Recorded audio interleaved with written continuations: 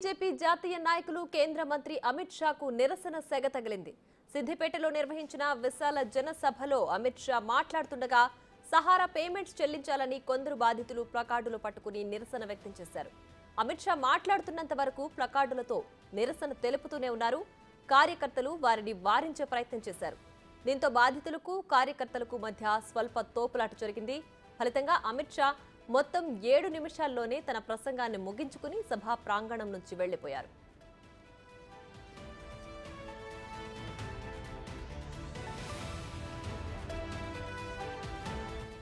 ఇదే అంశానికి సంబంధించి మరింత సమాచారం మా ప్రతినిధి దుర్గారెడ్డి ఫోన్ లైన్లో అందిస్తారు. దుర్గారెడ్డి, చెప్పండి. అమిత్ షా సభలో నిరసన సెగ తగిలినట్లుగా తెలుస్తోంది. అలాగే ఆయన 7 నిమిషాల్లోనే ఆయన ప్రసంగాన్ని ముగించుకున్నట్లుగా కూడా అర్థమవుతోంది. పూర్తి డీటెయిల్స్ ఏంటి?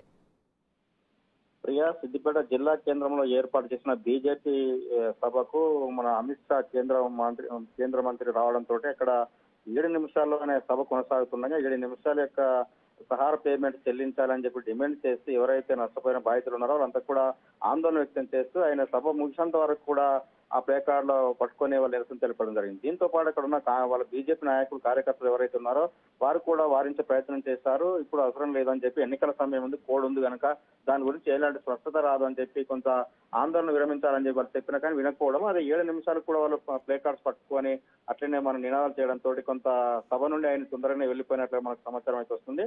అదేవిధంగా బీజేపీ, అదేవిధంగా కార్యకర్తలకు, అదేవిధంగా ఇక్కడ సహారా పేమెంట్స్ ఎవరైతే బాధితులు ఆందోళన వ్యక్తం చేస్తున్నారో వాళ్ళకు వీళ్ళకి మధ్యలో ఘర్షణ వాతావరణం చోటు చేసుకుంది. పలువురు మీద కేసు నమోదు చేయడానికి కూడా ఆ పోలీసులు ఎవరైతే ప్లే కార్డు పట్టుకున్నారో వాళ్ళపై కేసు నమోదు చేయడానికి కూడా సిద్ధమవుతున్నట్లుగా మనకు సమాచారం అయితే అందుతుంది.